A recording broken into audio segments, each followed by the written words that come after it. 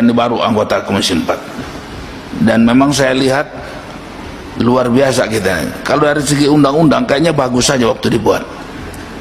Bulog, apa itu kemarin kita dari Medan, gudang Bulog yang begitu besar, satu butir, betul saya banyak, tidak ada.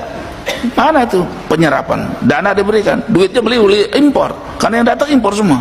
Jadi dana yang diberikan sama Bulog itu bukan beli punya rakyat artinya.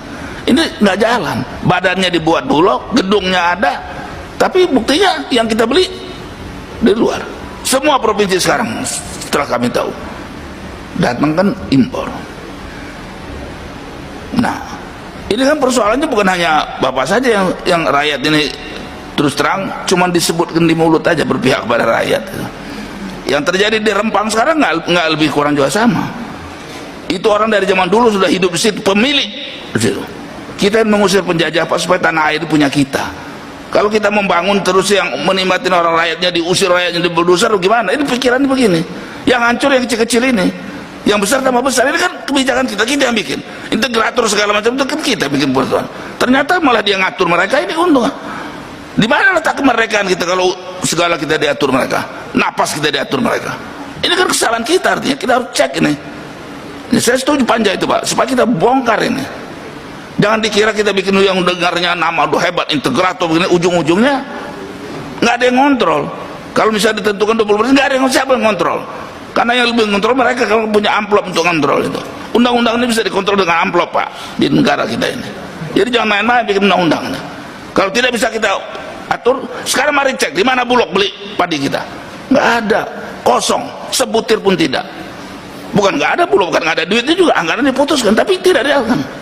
Yang paling gampang adalah impor, berangkat sekali ribuan ton datang. Nah ini juga harus begitu. Jadi dalam nanti panja ini perlu diperhatikan Pak. Bapak-bapak ini yang punya semua keluhan, semua kesulitan yang tipu-tipu mereka ngatur Bapak sampai untung bisa, saya kaget juga. Anda sudah hidup di negara ini, Anda punya negara, Anda berusaha di sini, kok ada orang yang datang karena punya modal terus ngatur hidup kita? Di mana letaknya DPR kalau gitu? Ini betul, emang betul tuh harus ada datang. Kalau Anda betul-betul rakyat, kami harus diuntungkan, harus kami yang dibela, begitu loh. Nah ini kan tidak, badannya ada, duitnya ada, tapi yang dibeli yang di luar. Ini saya saksi hidup nih. Ini satu butir pun tidak ada. Memang nggak ada padi di situ. Nah, dan negara ini yang katanya berpihak, kadang-kadang juga lucu.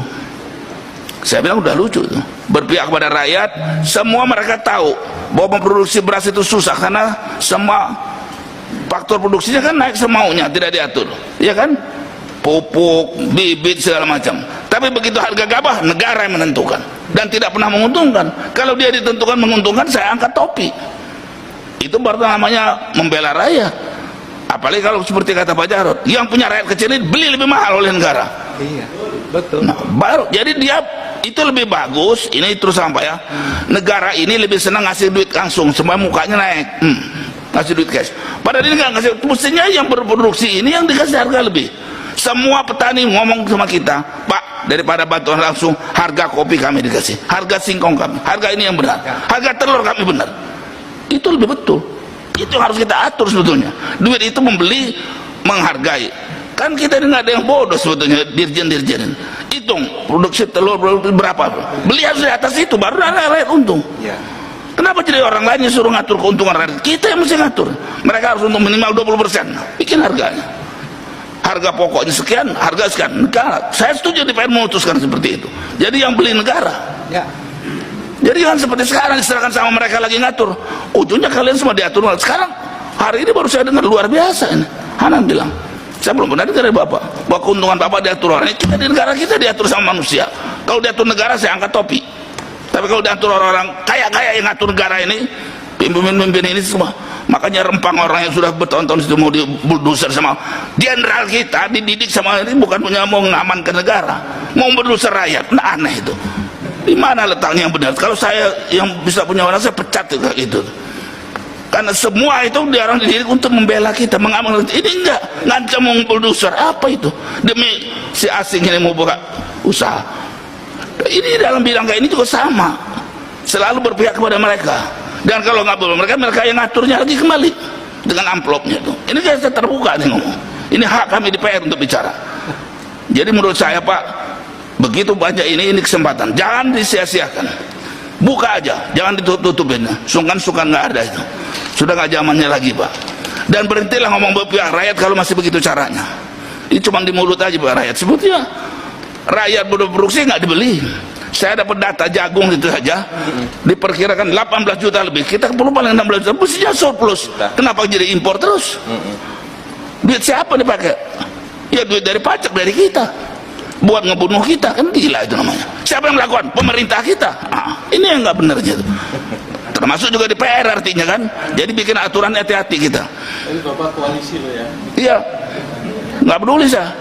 Jangan ragu-ragu, kita ini pribadi berbicara pribadi Pak. Kadang cuma pencitraan tuh. Jadi kita jangan pencitraan lah. Saya terus terang saja melihat, menurut saya kita ini baru ngomong aja berpihak pada rakyat. Ya.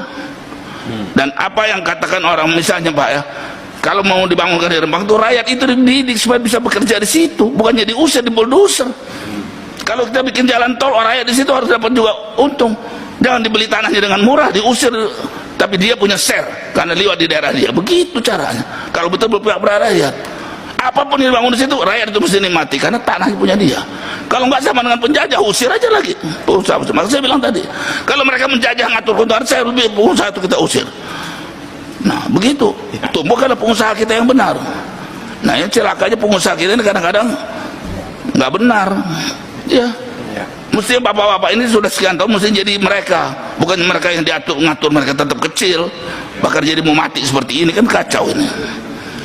Nah jadi terus terang saya baru jadi masuk Komisi 4, saya sudah 3 periode baru sampai setahun ini saya, dan ini permintaan rakyat saya masuk Komisi 4 betul. Karena terlalu banyak yang mereka laporkan ke saya tidak bisa ikut karena saya di Komisi 1 Pak. Yang terakhir itu soal gajah, saya bilang itu Komisi 4, pupuk Komisi 4. Jadi kapan Bapak ini memperjuangkan kami?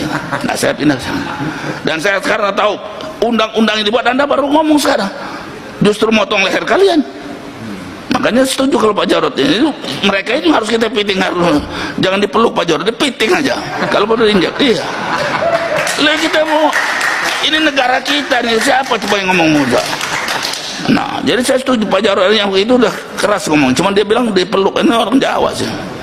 Nah, jangan bilang lagi ndablak, saya nggak ngerti Pak. Jadi saya pikir dia senang dia bebal, betul setuju. Jadi Pak Dirjen kalau bebal itu Pak, kita usul ganti. Nggak peduli dia mau koalisi nggak koalisi, mau kuali apa, nggak ada urusan, pecat kalau nggak berpihak rakyat. Begitu dong, Bapak juga berhak begitu. Dirjen itu tidak berpihak kepada kami, menyusahkan kami. Nah kami dari DPR kosong, kita harus sama-sama begitu. Kalau Bapak cuma ngudumel di belakang atau demo, betul saya setuju, nggak usah capek aja lah. Karena sekarang negara juga beri duit itu buat nyemprot rakyat, buat menyusun gebukin rakyat, padahal itu hak kita untuk demo. Sekalipun izin tetap nyatanya kan digebukin, ditahan. Ini saya baru dengar lagi baru-baru ini yang demo-demo Rempang itu kan orang panas udah susah, nggak bisa nelayan, nggak ada makanan, demo lagi. Siapa yang ngasih makan minum? Ada ustaz ngasih dia makan, ditangkap sekarang. Orang yang bagi makan ditangkap. Ini kan lucu bener kita. Justru karena rakyat lagi berjuangkan nasibnya, kita mesti bantu mestinya. Jadi di mana letak berpihak rakyat? Ayo kita buka diskusi gitu. Yang mana bukti yang berpihak pada rakyat? Berpihak pada pengusaha semua, karena itu ngasih duit soalnya. Pak Paul untuk ngasih. Jadi Pak, terima kasih banyak. Saya terus terang sebagai anggota Komisi 4 betul mendesak, mari kita bikin undang dan Anda terbuka sampai diburuk. Ya, terima kasih.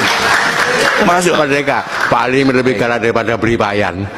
Tapi kita beli bayan galak, lebih galak beliau gitu loh. Jadi jangan macam-macam sama Komisi 4 gitu kan.